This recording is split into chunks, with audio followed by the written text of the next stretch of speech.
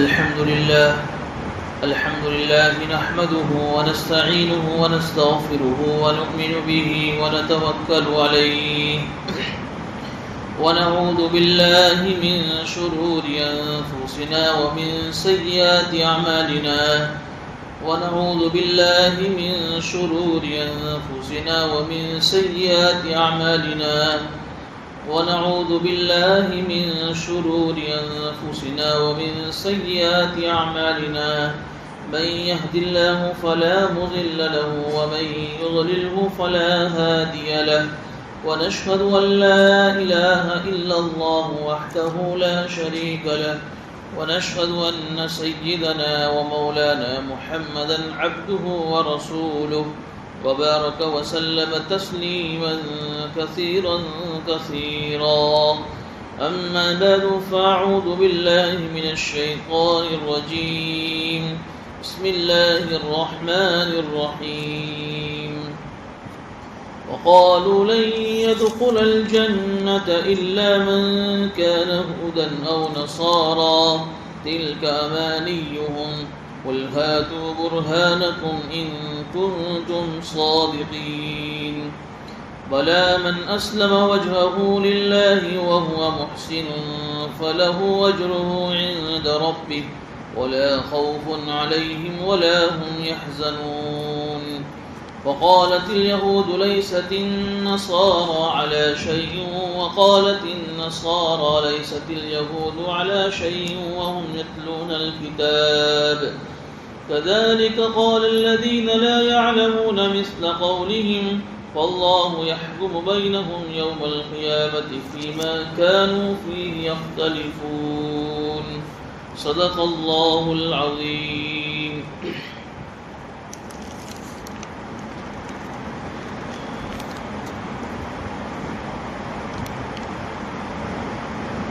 گزشتہ درس میں آپ حضرات کو بتایا تھا کہ حضور اکرم صلی اللہ علیہ وسلم کے زمانے کے جو یہودی ہیں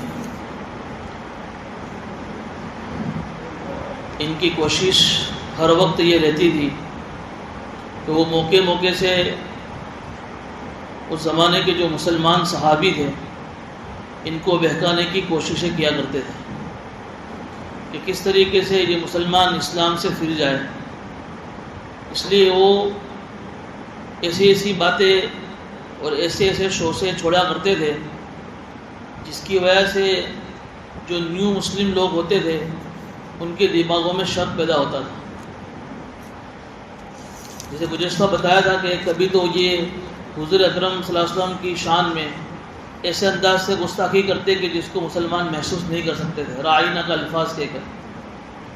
پھر یہ بتایا کہ جو شریعت حضور اکرم صلی اللہ علیہ وسلم پر نازل ہوتی تھی قرآن کی شکل میں، اس کے اوپر بھی اعتراض کرتے تھے کہ پچھلے جتنے نبیوں پر جو شریعت آئی ہے کیا اس کے اندر کوئی کیڑے پڑ گئے تھے کہ پھر نئی شریعت کی ضرورت محسوس ہوئی. اس طریقے سے اسلام کے اوپر بھی اور اسلام کے احکامات کے اوپر اعتراض کر کر بھی مسلمانوں کے دلوں پر شکوک و شبہات پیدا کرتے ہیں. کبھی تو بیجا سوالات جس کی کوئی ضرورت نہیں ہوتی تھی ایسے سوال کر کے بھی یہ لوگ مسلمانوں کے دل میں شکوک و شبہات پیدا کرتے تھے. اس کا تذکرہ بھی گزشتہ آیا. کبھی یوں کہتے تھے کہ کیوں یہ قرآن پورا ایک مرتبہ حضور پر نازل کیوں نہیں ہوا. جس طریقے سے تورات نامی کتاب جسے جب موسیٰ علیہ السلام پر ایک ساتھ نازل ہوئی تو یہ قرآن پورا کیوں حضور پر ایک ساتھ نازل نہیں ہوا. تو یعنی ایسے سوال کی کوئی ضرورت نہیں تھی، لیکن ایسے سوالات کر کے اس زمانے کے مسلمانوں کے دلوں میں شکوک و شبہات پیدا کرتے تھے. قرآن نے اس کی وجہ یہ بھی بتائی تھی کہ اس طریقے سے لوگ کیوں کرتے ہیں. حسدا من عند انفسہم، کہ ان کے دلوں میں بہت زیادہ حسد ہے مسلمانوں کے تعلق سے. مسلمانوں کی اسلام کی ترقی ان سے دیکھی نہیں جاتی، مسلمانوں کی ترقی ان سے دیکھی نہیں جاتی، اس لیے یہ ایسی باتیں کہا کرتے ہیں. ایک بات یہ بھی کہا کرتے تھے جو آج کے مجلس میں نے آیت تلاوت کی ہے، وَقَالُوا لَن يَدْخُلَ الْجَنَّةَ إِلَّا مَنْ كَانَ هُودًا أَوْ نَصَارَى، کہ وہ لوگ یہ کہتے ہیں کہ جنت کے اندر کوئی نہیں جائے گا سوائے اس کے کہ جو یہودی ہو یا جو نصارہ ہو. تِلْكَ أَمَانِيُّهُمْ، اللہ تعالیٰ ارشاد فرماتے ہیں کہ یہ ان کی دل بہلانے والے باتیں ہیں، یہ ان کی آرزویں اور تمنائیں ہیں. قل، اے نبی جی آپ ان سے کہہ دیجئے کہ تم اپنی اس بات پر کوئی دلیل پیش کرو اگر تم سچے ہو. یعنی اس زمانے کے جو یہودی تھے اور جو نصارہ تھے وہ یوں کہتے تھے یہودی کہ صرف جنت کی ٹھیکیداری ہماری ہے، ہم ہی صرف جنت میں جائیں گے، مسلمان کوئی جنت میں نہیں جائے گا. اور جو عیسائی تھے وہ یوں کہتے تھے کہ صرف عیسائی جنت میں جائے گا اور کوئی جنت میں نہیں جائے گا. اب یہودی کس کو کہتے ہیں؟ حضرت موسیٰ علیہ السلام کے اوپر ایمان لانے والے. حضرت موسیٰ علیہ السلام کے اوپر جو تورات نازل ہوئی تھی اس تورات کے ماننے والوں کو یہودی کہتے ہیں. عیسائی حضرت عیسیٰ علیہ السلام کو ماننے والے اور حضرت عیسیٰ علیہ السلام کے اوپر جو انجیل نازل ہوئی تھی اس کو ماننے والے. اب جس وقت حضرت موسیٰ علیہ السلام نبی بن کر دنیا میں آئے اور اس وقت اس نبی کے اوپر جو کتاب نازل ہوئی تورات، تو اس وقت کے جو یہودی تھے وہ اس وقت کے اصل مسلمان تھے، کیونکہ اس وقت کا اسلام یہی تھا کہ اپنے وقت کے نبی کی بات کو مانو اور نبی پر جو کتاب آئی اس کتاب پر ایمان لیا. لیکن جب حضرت موسیٰ علیہ السلام کے بعد ہزاروں سال کے بعد جب عیسیٰ علیہ السلام آئے، تو عیسیٰ علیہ السلام پر جب انجیل نامی کتاب نازل ہوئی تب اللہ تعالیٰ نے تورات میں کہا تھا کہ جب تمہارے بعد ایک کتاب آئے گی انجیل، تم اس کتاب کی تصدیق کرنا اور بعد کے جتنے نبی آئے تمام نبیوں پر ایمان لانا. لیکن عیسیٰ علیہ السلام جب نبی بن کر آئے اور جب انہوں نے انجیل نامی کتاب اس زمانے کے لوگوں کو دکھائی تو جو یہودی تھے جب موسیٰ علیہ السلام کو ماننے والے انہوں نے عیسیٰ علیہ السلام کا انکار کر دیا اور انجیل کا انکار کر دیا. تو قرآن کی روح سے اب وہ مسلمان کہلانے کے لائق نہیں رہے. جب تک وہ یہودی جب موسیٰ علیہ السلام حیات تھے، ان کو ماننے والے تھے، ان کی تورات نامی کتاب پر عمل کرنے والے تھے، وہ اس زمانے کے سب سے پکے مسلمان. لیکن جب اسلام عیسائی آئے، حضرت عیسیٰ علیہ السلام آئے، انجیل آئی، اب اس زمانے کا اسلام کون سا تھا کہ جو حضرت عیسیٰ علیہ السلام پر ایمان لے آیا اور جو انجیل پر ایمان لے آیا. لیکن یہودیوں نے نہ انجیل پر ایمان قبول کیا نہ حضرت عیسیٰ علیہ السلام کو مانا، جس کے نتیجے میں وہ ایمان سے نکل گئے اور اسلام سے نکل گئے.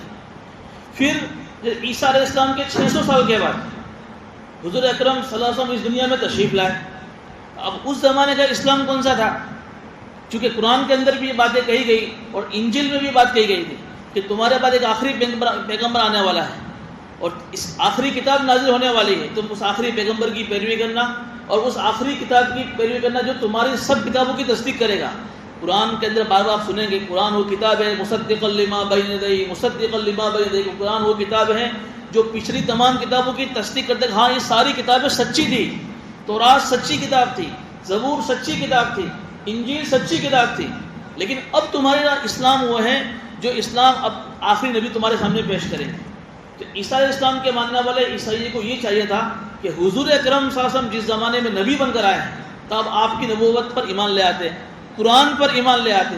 لیکن عیسائیوں نے بھی قرآن کا انکار کر دیا اور حضور کا بھی انکار کر دیا. تو اس زمانے کے عیسائی جو مسلمان تھے وہ بھی اسلام سے نکل گئے،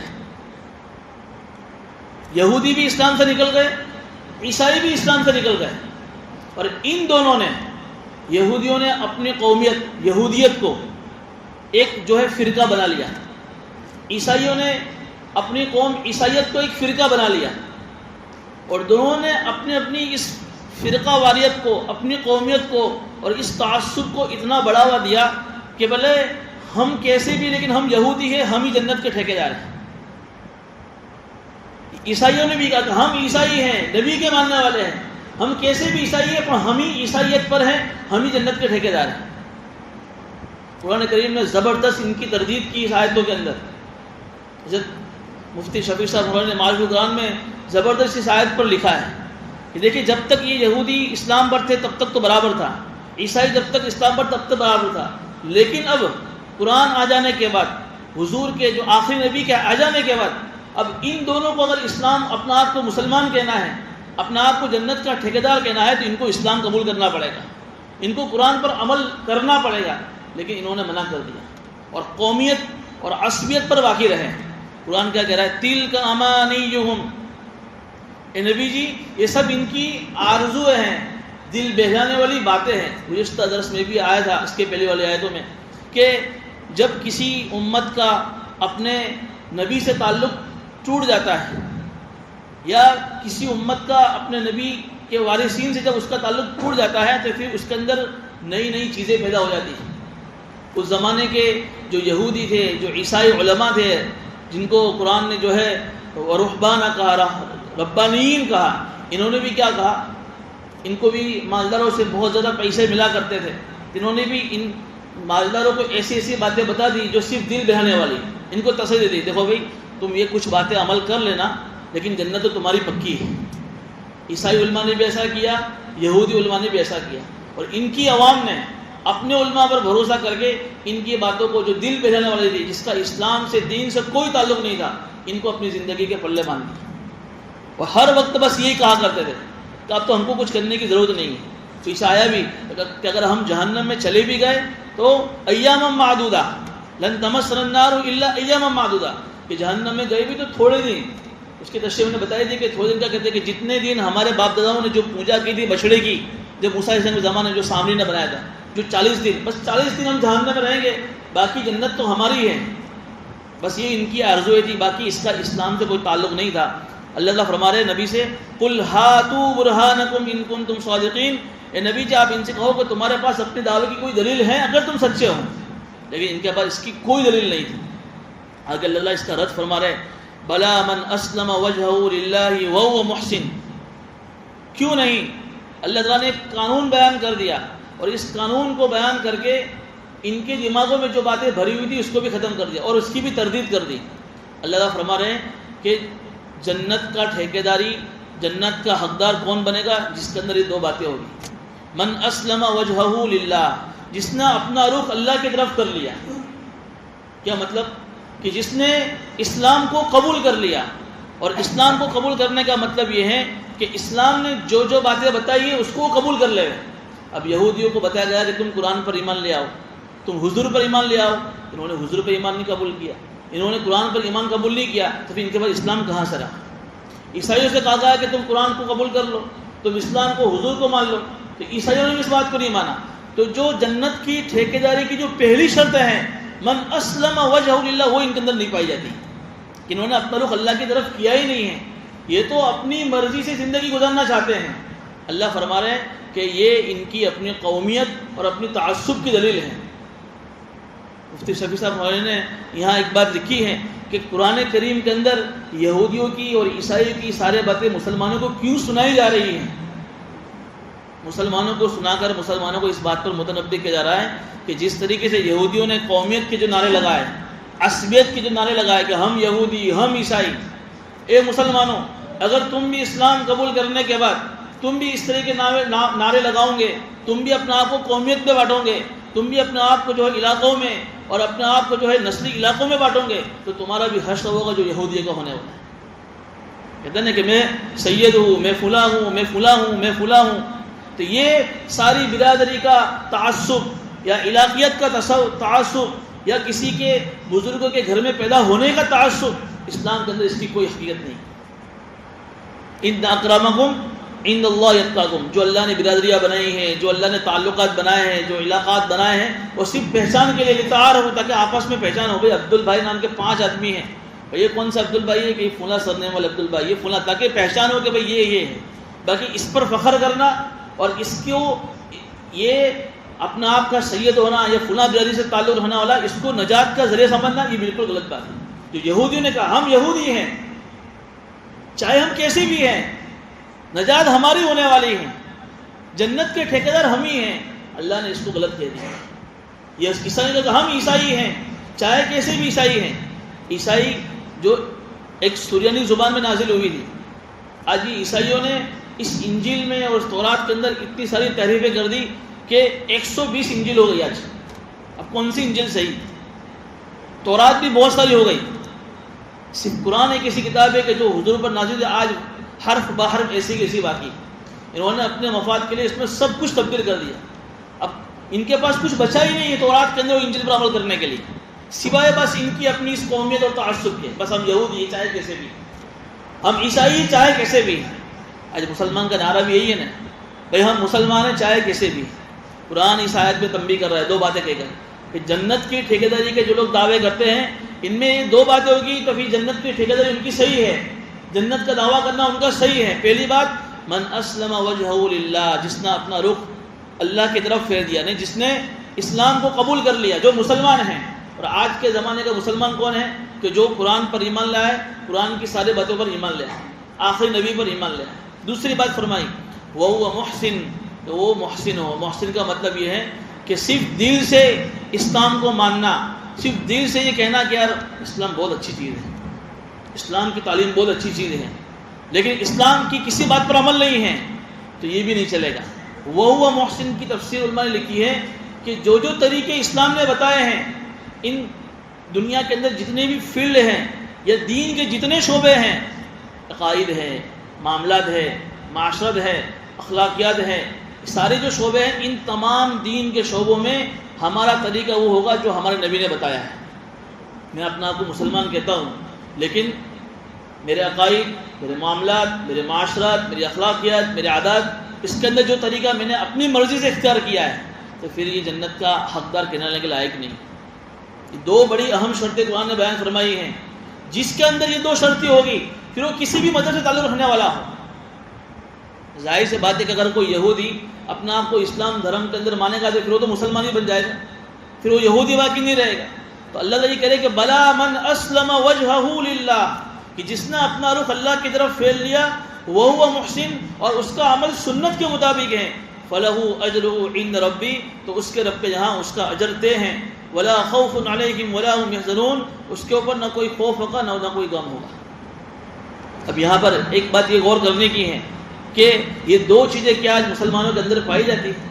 آج پوری دنیا کے اندر مسلمانوں پر جو حالات ہیں، تو مسلمانوں سے اگر پوچھا جائے کہ حالات کیوں ہیں، تو ہم لوگ کیا کہتے ہیں کہ ہم پر حالات اس کے لیے کہ ہم مسلمان ہیں، ہم پر حالات اس لیے ہے اسلام کی وجہ سے.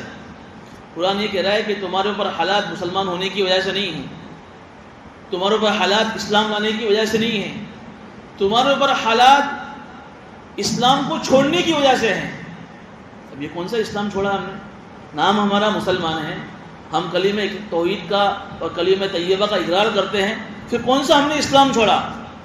قرآن یہ کہہ رہا ہے کہ اگر تم مسلمان ہو، تم نے کلمہ توحید کا اقرار کیا ہے، لیکن تمہارا رخ اسلام کی طرف، اللہ کی طرف نہیں ہے، تمہاری زندگیوں کے ہر معاملے میں سنت طریقہ نہیں ہے، تو تم نے اسلام چھوڑ دیا ہے.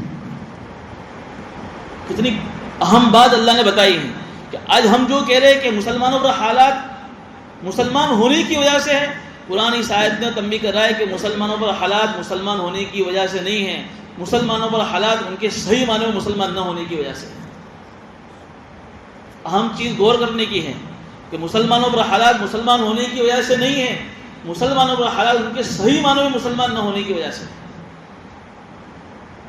پوری دنیا کے اندر آپ غور کر لیجئے، میں اپنے بارے میں سوچوں گا، آپ اپنے بارے میں، اور پوری دنیا کا ہم سروے کیجئے، کتنے ہزاروں تعداد کے مسلمان ہیں، لیکن صرف اسلام کا نام باقی رہ گیا ہے. لیکن اسلام کی جو تعلیمات ہیں، اسلام کے جو عقائد ہیں، جو اخلاق ہیں، وہ مسلمانوں میں نہیں ہیں. اب کچھ لوگ یوں سوال کرتے ہیں، چلو کچھ نہ کچھ درجے میں اسلام تو ہے ہمارے پاس، لیکن جو لوگ کھلم کھلا کفر کر رہے ہیں، جو لوگ کھلم کھلا شرک کر رہے ہیں، اللہ کی توحید کا انکار کر رہے ہیں، تو پھر ان کو سزائیں کیوں نہیں ملتی ہیں؟ ہم کو اگر مسلمانوں کو سزا اس لیے مل رہی ہے کہ ہم صحیح معنی میں مسلمان نہیں ہیں، تو جو کھلم کھلا کافر ہیں، جو کھلم کھلا مشرک ہے، کہ ان کو سزا کیوں نہیں ملتی؟ ارے سوال پیدا ہو رہا ہے کہ نہیں ہو رہا ہے؟ کچھ نہ کچھ درجے میں اسلام تو ہے نا ہمارے پاس، نام کا بھی اسلام ہے، نام کے بھی مسلمان ہیں، تو پھر سزا ہم کو کیوں؟ ان کو تو ڈبل سزا دنیا میں ملنی چاہیے. اس کے دو جواب علماء نے دیے ہیں. ایک جواب تو یہ دیا ہے کہ دوستی اور دشمنی کا تعلق اللہ تعالیٰ کے اوپر جو آدمی اسلام جس نے قبول کیا ہے، جو نام کا بھی مسلمان ہے، اس کا اللہ سے اپنی دوستی کا تعلق ہے. جو اسلام کے بندھن میں بندھ گیا، جس نے کلمہ قبول کر لیا، جو مسلمان ہو گیا، اس کا تعلق اللہ کے ساتھ دوستی کا ہے. اور دوست اپنے دوست کو ٹوکا کرتا ہے، استاد اپنے شاگرد کو، ماں باپ اپنے اولاد کو، بڑا اپنے چھوٹے کو، ذمہ دار اپنے ہاتھ کے نیچے کام کرنے والے اپنی رعایا کو ٹوکتا، کیونکہ اس کا تعلق دوستی کا تعلق ہے، محبت کا تعلق ہے.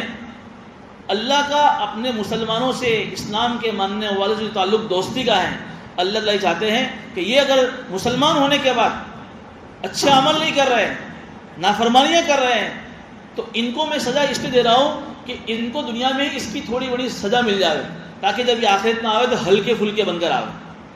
اس لیے مسلمانوں پر حالات قرآن میں ہے نا، ما اصاب من مصیبت فبما کسبت ایدیکم، تمہارے کرتوتوں کی وجہ سے اور تمہاری گناہوں کی نحوست کی وجہ سے تم پر حالات آ رہے ہیں. تو اس کی وجہ نے بتایا کہ یہ اللہ کا اپنے ہم سے دوستی کا تعلق ہے. اللہ چاہتے ہیں کہ دنیا میں اس کی سزا مل جائے. بہت سارے کو تو اللہ کہتے ہیں وَيَعْفُو عَنْ كَثِيرٍ، بہت سارے تمہارے اعمال تو ایسے جس کو اللہ خاطر میں بھی نہیں تو اللہ اس کو معاف کر دیتے ہیں. لیکن کبھی کبھی اللہ جو ہے حالات لاتے ہیں تمہاری بدعمالی کے نتیجے میں تاکہ دنیا میں تم کو اس کی سزا مل جائے. لیکن جو دشمن ہوتا ہے آدمی اس کو ڈھیل دیتا ہے. وہ میرا دشمن ہے، وہ حیران کر رہا ہے، مجھے پریشان کر رہا ہے، کہ آدمی اس سے ابھی بدلہ نہیں لیتا ہے. اس کو ایک مرتبہ چانس دیا، 2 مرتبہ چانس دیا، تو ابھی دشمنی چھوڑ دے ہوئے، ابھی دشمنی چھوڑ دے ہوئے.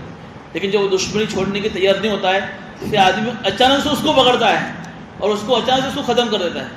تو جو ایمان نہ لانے والے ہیں، جو کافر ہیں، جو مشرک ہیں، ان کا اللہ سے تعلق دشمنی کا ہے. اللہ ان کو دنیا میں ڈھیل دیتے ہیں، پکڑ نہیں کرتے ہیں، ڈھیل دیتے ہیں اللہ ان کو دنیا کے اندر. پھر جب اللہ کی پکڑ آتی ہے تو ایسی پکڑ آتی ہے کہ ان کی دنیا میں برباد اور آخرت بھی ہمیشہ ہمیشہ کی کیا ہو جاتی ہے، برباد ہو جاتی ہے. اس لیے اللہ تعالیٰ نے دنیا کا جو قانون بنایا ہے وہ یہ بنایا ہے کہ دنیا کی جو رنگیلیاں ہیں، دنیا کی جو وسعت ہیں اور دنیا کی جو چیزیں ہیں، ایسا نہیں ہے کہ ایک آدمی مسلمان ہے وہی دنیا سے فائدہ اٹھا سکے گا. جو آدمی کافر ہیں وہ دنیا سے فائدہ نہیں، ایسا نہیں ہوگا. بلکہ حدیث میں جو آتا ہے الدنیا سجن المؤمن وجنت الکافر، اس کا یہی مطلب ہے کہ ایمان والوں کے لیے دنیا قید خانہ ہے اور کافروں کے لیے جنت ہے. کیا مطلب ہوا کہ دنیا کے اندر جو قیدی ہوتا ہے اس کی بار بار پکڑ ہوتی ہے، اس کو اپنی مرضی کے مطابق چلنا نصیب نہیں ہوتا ہے. کپڑے قیدی کے لیے وہی ہوں گے جو قید والے طے کریں گے، کھانا بھی اس کا اپنی مرضی کا نہیں، کپڑے اس کی مرضی کے نہیں. مسلمان بھی دنیا میں آیا ہے، اس کی اپنی مرضی نہیں چلے گی. اور تھوڑا سا بھی مرضی سے ہٹے گا، جس طرح قیدی کو ڈنڈے پڑتے ہیں یہاں ہم کو بھی ڈنڈے پڑیں گے. اور ڈنڈے سدھرنے کے لیے آئیں گے، سیدھے راستے پر لانے کے لیے آئیں گے تاکہ میرا بندہ سدھر جائے، صحیح لائن پر آ جائے. حالات اسی لیے اللہ کی طرف سے آتے ہیں. اور وجنت الکافر کا مطلب کیا ہے کہ اللہ تعالیٰ نے اس دنیا میں ان کو ڈھیل دے رکھی. جنت ہے جسے ہم جائیں گے مرنے کے بعد جنت میں، وہاں ہم کو کھلن کھلا چھوٹ ہوگی. لہم فیہا ما یشاؤون، جو تم چاہے تم کو ملے گا. یہ حالت اللہ تعالیٰ نے دنیا میں کافر ہے، تم کو جو کھانا ہو کھاؤ، جو پینا ہو پیو. اس لیے قرآن میں فلا یغررک تقلبہم فی البلاد، نبی سے کہہ کر پوری امت کو اللہ نے خطاب کیا 24ویں پارے میں کہ ان کی BMW اور ان کی مرسڈیز گاڑیاں اور ان کی حویلیاں اور ان کی رنگ جگہ تم اپنی زبانوں پر رال مت ٹپکانا. جیسے وہ قارون جب نکلتا تھا اپنے لشکر کو لے کر تو اس زمانے کے جو ہوتے تھے مسلمان وہ قارون کو دیکھ کر رال ٹپکاتے تھے، کاش قارون کتنے نصیب والا ہے، قارون کتنا خوش قسمت ہے. آج ہماری زبانوں پہ آتا ہے دیکھو نے یہ نام نو یہ غیر مسلم ہے، یہ فلاں ہے، لیکن دیکھو اس کی فیسلٹیز، اس کی عیاشیاں. مسلمان کمزور مسلمان اس کو دیکھ کر رال ٹپکاتا ہے. تو قارون کو دیکھ کر بھی لوگ رال ٹپکاتے ہیں. لیکن جب قارون کا حشر دیکھا نا، اپنے آنکھوں سے قارون کو اپنے خزانے کے ساتھ دھستا ہوا جب دیکھا تب ان کو احساس ہوا کہ کاش اچھا ہوا کہ ہم نے قارون کی ہم نے پیروی نہیں کی. تب ان کو پتا چلا کہ یہ اللہ کی طرف سے اس کو ڈھیل تھی. یہ دنیا میں جتنے بھی جو لوگ نافرمان ہیں، جو کافر ہیں، جو عیاشی کے ساتھ اور اپنی خواہشوں کے ساتھ گھوم رہے ہیں، یہ اللہ کی طرف سے ڈھیل ہے. ان کی ڈھیل کو دیکھ کر ہمیں کبھی بھی دھوکے میں نہیں آنا چاہیے. تو ایک تو جواب یہ ہے کہ اللہ کا اپنے مسلمانوں سے تعلق دوستی کا ہے، اس لیے حالات آئیں گے تو یہ حالات کیوں آ رہے ہیں، ٹھوک رہا ہے اللہ، سدھر جاؤ سدھر جاؤ سدھر جاؤ. اور کافروں پر حالات کیوں نہیں آ رہے کہ ان کو ڈھیل دی جائے، اچانک سے ان پر پکڑ ہے. دوسری چیز علماء نے یہ بتائی ہے کہ مسلمان نام کا بھلے ہیں لیکن مسلمانوں پر حالات کیوں ہیں اور ان کافروں پر حالات کیوں نہیں ہیں. تو اس کا جواب یہ لکھا کہ بہت لمبی چوڑی باتیں لکھی لیکن میں اس کو مختصر عرض کر دوں کہ اللہ تعالیٰ نے اس دنیا کے اندر جو چیز یہ بنائی ہے کہ اللہ کے دنیا کے اس دسترخوان سے ہر آدمی فائدہ اٹھائے گا، چاہے وہ کافر ہو چاہے وہ مسلمان ہو. حضرت ابراہیم علیہ السلام ایک مرتبہ کھانے کے لیے بیٹھے. ان کی عادت شریفہ تھی کہ وہ اپنے اکیلے کھاتے نہیں تھے، اپنے ساتھ کسی ایک کو لے کر بیٹھتے تھے. اب دیکھا کہ کوئی دیکھ نہیں رہا ہے، اچانک سے ایک آدمی گزر رہا ہے اور اس کو بلایا کہ بھئی میرے ساتھ کھانا کھا لو. جب وہ کھانا کھانے کے لیے بیٹھا تو اس کے ہاتھ پہ کوئی چیز ایسی بندھی ہوئی تھی جس سے ان کو احساس ہوگا کہ بھئی آدمی مسلمان نہیں. انہوں نے پوچھ لیا تو کہا کہ میں تو عیسائی ہوں. تو انہوں نے کہا کھڑا جا یہاں سے، کھڑا کر دیا اس کو یہاں سے اور بھگا دیا اس کو یہاں سے. اسی وقت اللہ تعالیٰ نے حضرت ابراہیم السلام کے دل میں بات ڈالی کہ 70 سال سے یہ میرا نافرمان ہے، میں نے ایک مرتبہ بھی ایسا نہیں کیا کہ اس کو 2 ٹائم پیٹ بھر کھانا نہ کھلایا، اور تم نے ایک مرتبہ میرا نام پوچھ کر میرے نافرمان کو تم نے اپنے دسترخوان سے اٹھا دیا۔ حضرت ابراہیم السلام نے اس کو بلایا اور اس کو پاس میں بیٹھ کے کھلایا، اس سے پوچھا کہ کیا وجہ بنی، اس نے پورا ماجرا سنایا، مسلمان ہو گیا۔ تو ایسا نہیں ہے کہ کوئی آدمی مسلمان ہوگا وہی دنیا سے فائدہ اٹھا پائے گا، جو مسلمان نہیں ہے، جو کافر ہے، وہ دنیا سے فائدہ، ایسا نہیں۔ دنیا کو اللہ نے اسباب بنایا ہے، ترقی کے جو اسباب جو بھی اختیار کرے گا، چاہے وہ مسلم ہو چاہے کافر ہو، ترقی کرے گا وہ۔ بھائی اللہ تعالیٰ نے ترقی کے اسباب میں ایک چیز بنائی، تجارت، کاروبار، بزنس۔ وہ بزنس اگر کوئی کافر کرے گا تو ایسا نہیں کہ اس کی بزنس میں ترقی نہیں ہوگی، ضرور ہوگی، چونکہ اس نے مال کی زیادتی کا جو ذریعہ اللہ نے بزنس ایک بنایا، اس نے اس کو اختیار کیا ہے۔ اب ایک مسلمان تجارت نہیں کر رہا ہے اور ان کے میں تو گھر بیٹھا رہا ہوں، میرے اوپر سے آسمان سے دسترخوان، ایسا ہوگا؟ ارے تو بھی وہ تجارت کا طریقہ اختیار کر جو اس کافر نے اختیار کیا ہے۔ تو اگر غریب ہے تو تیری غربت اسلام کی وجہ سے نہیں ہے، وہ اگر مالدار ہے تو اس کی مالداری اس کے کفر کی وجہ سے نہیں ہے۔ سمجھ میں آ رہی بات؟ اگر وہ مسلمان غریب ہے تو اس کی غربت مسلمان ہونے کی وجہ سے نہیں ہے، کافر اگر مالدار ہے تو اس کی مالداری اس کی کفر نہیں ہے۔ اس نے اللہ نے دنیا کے اندر جو اسباب بنائے ہیں ترقی کے، آگے بڑھنے کے، کاروبار کے، اس نے اس اصول کو اختیار کیا ہے۔ اس لیے یہ بات بھی دماغ میں ہے کہ اللہ تعالیٰ ان کافروں کو آج جو ترقی کر رہے ہیں مسلمانوں سے زیادہ، یورپ ممالک میں دیکھ لیجئے، مغربی ممالک میں آپ دیکھ لیجئے، تو ان کی ترقی کا راز ان کا کفر نہیں ہے، ان کی ترقی کا راز اللہ کی نافرمانی نہیں ہے، ان کی ترقی کا راز وہ ساری چیزیں ہیں جو اسلام نے مسلمانوں کو بتائی ہیں۔ میں آپ کو اس کی مثال سمجھاؤں، آپ بالکل سمجھ جائیں کہ اسلام نے، آپ مغربی ممالک کے 2 رخ ہیں، ہم مغربی ممالک میں جو جاتے ہیں، یورپ ممالک کے جو بھی علاقے ہیں، امریکہ، کینیڈا، یورپ، جتنے بھی ممالک ہیں، اس کے 2 حصے ہیں، اس کے 2 رخ ہیں۔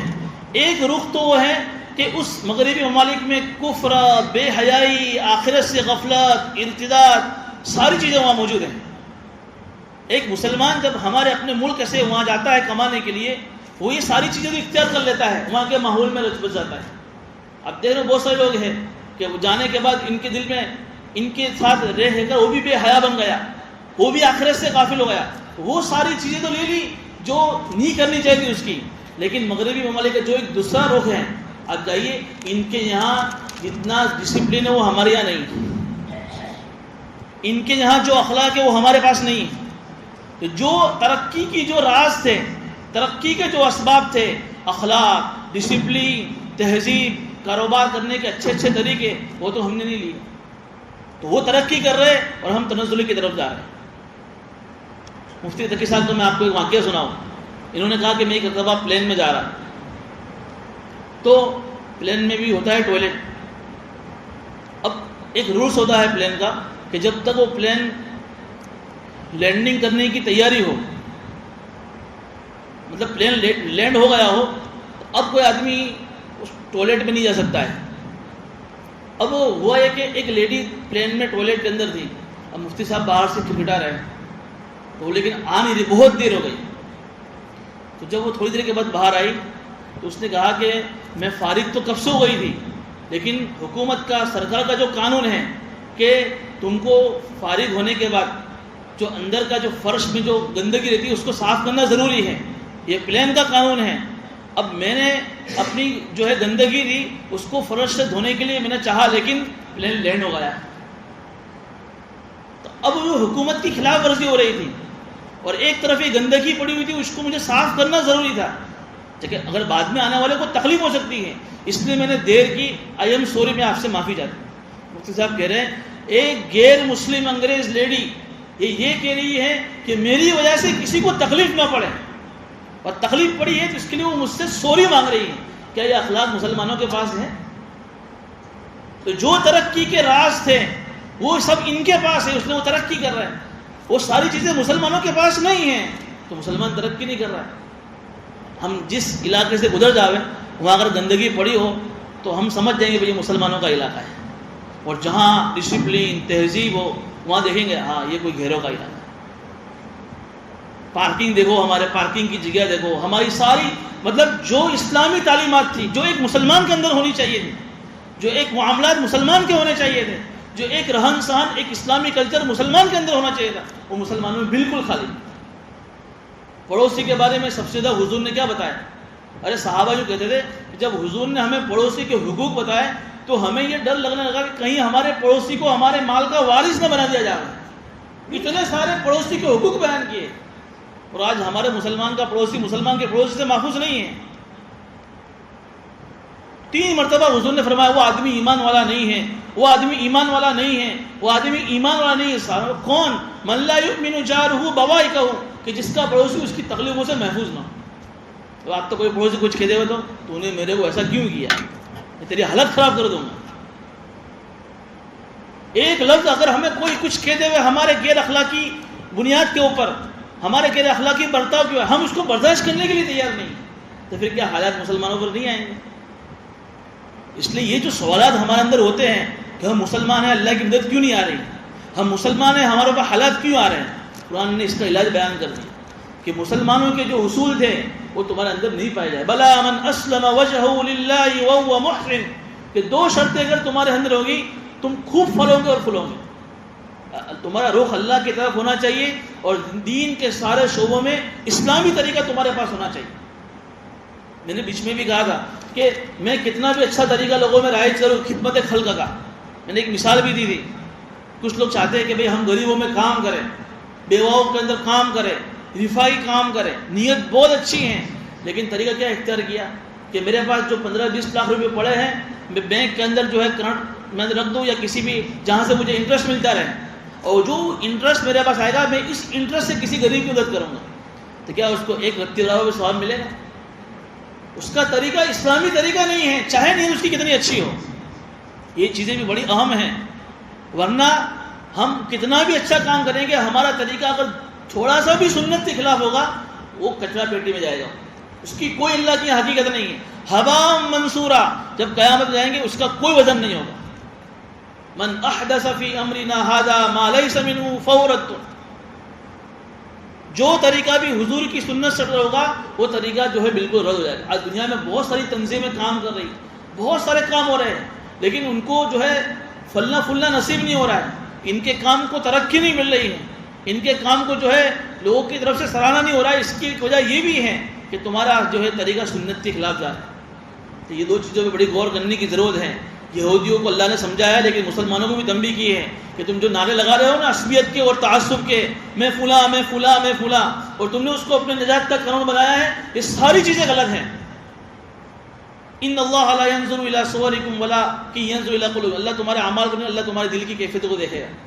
تو بلا من اسلم وجهه للہ وهو محسن، کہ جس نے اپنا رخ اسلام کی طرف پھیر لیا، اللہ کی طرف پھیر لیا، وهو محسن، اور وہ اس کا طریقہ سنت کے مطابق ہے، فله اجره عند ربی، تو اس کے یہاں اس کے رب کے یہاں اس کا اجر طے ہے، اس پر نہ کوئی خوف ہوگا نہ کوئی غم ہوگا۔ اب آگے اللہ تعالیٰ کی باتیں نقل کر رہے ہیں، وقالت اليهود ليست النصارى على شيء، یہودی یہ کہہ رہے ہیں کہ نصارہ کسی چیز پر نہیں، وقالت النصارى ليست اليهود على شيء، اور نصارہ یہ کہہ رہے ہیں کہ یہودی کسی حقیقت پر نہیں ہے، وہم یتلون الکتاب، اللہ کہہ رہے کہ دونوں کتاب کی تلاوت کرتے ہیں۔ دیکھیے یہودی اور عیسائی ان کے بھی آپس میں اتفاق نہیں ہے، دونوں ایک دوسرے کو غلط کہہ رہے ہیں۔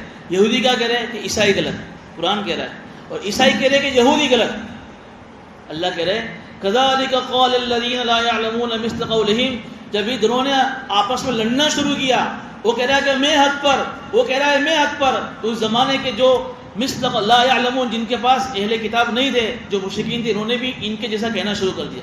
اب اس زمانے کے جو مشرکین تھے یہ تو آپس میں لڑ رہے ہیں، یہ کہہ رہے ہیں کہ ہم آسمانی کتاب والے تو ہم حق پر ہیں، وہ کہہ رہے ہیں ہم آسمانی کتاب ہم حق پر ہیں۔ ارے تم دونوں میں سے کوئی حق پر نہیں ہے، ہم بت پرستی کرنے والے ہم حق پر ہیں۔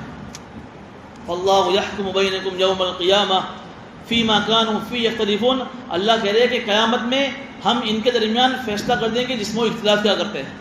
لیکن دنیا میں تو فیصلہ ہو گیا، اب کوئی آدمی کو کنفیوز رہنے کی ضرورت نہیں ہے کہ حق کیا ہے، آخرت میں اللہ فیصلہ کرے گا، لیکن دنیا کے اندر تو فیصلہ ہو گیا۔ جو یہودی ہے ان کے اپنے حق پر ہونے پہ ان کے پاس کوئی دلیل نہیں ہے، جو عیسائی ہے ان کے اپنے حق پر ہونے کے ان کے پاس کوئی دلیل نہیں ہے، جو بت پرست لوگ ہیں، جو مورتی پوجا کرنے والے ہیں، ان کے اپنے حق پر ہونے کی کوئی ان کے پاس دلیل نہیں ہے۔ لیکن اسلام کی حقانیت کی ہزاروں لاکھوں دلیلیں موجود ہیں، عقلی بھی اور نقلی بھی۔ نقلی مطلب قرآن نے، ہم نے پورا قرآن اس سے بھرا پڑا ہے کہ حق کیا ہے، پورا قرآن اس سے بھرا پڑا ہے کہ حق کیا ہے، پورا قرآن اور پوری حدیث یہ نقلی دلائل ہوئے، اور عقلی دلیل بھی ہمارے پاس ہزاروں ہیں۔ اللہ نے پوری دنیا میں جتنی چیزیں بنائی ہیں، آدمی کوئی ایک چیز میں صرف اپنی عقل سے کام نہیں لے اس کو اللہ کی توحید نصیب ہو جائے گی۔ اس لیے تو میں نے ایک اس میں مسئلہ بھی بیان کیا تھا کہ ایک آدمی پہاڑ کی اونچی چوٹی پر ہے اور اس کے پاس کوئی نبی دعوت دینے کے لیے نہیں پہنچا ہے، کوئی آدمی گیا نہیں سمجھانے کے لیے اس کو، اور وہ اسی حالت میں کفر کی حالت میں مر گیا ہو، اور اللہ کے سامنے اس کی پیشی ہوئی، اور اللہ نے پوچھا کہ بھائی تو کیوں کفر پر مرا، تو نے کیوں میرے ساتھ شرک کیا؟ تو یوں کہے گا کہ اللہ تعالیٰ میرے پاس تو کوئی سمجھنے والا آیا ہی نہیں، مجھے تو کوئی بتانے والا آیا ہی نہیں، تو اللہ کے سامنے اس کا یہ عذر نہیں چلے گا۔ ارے بھائی کیوں؟ اس کو معلوم ہی نہیں ہے۔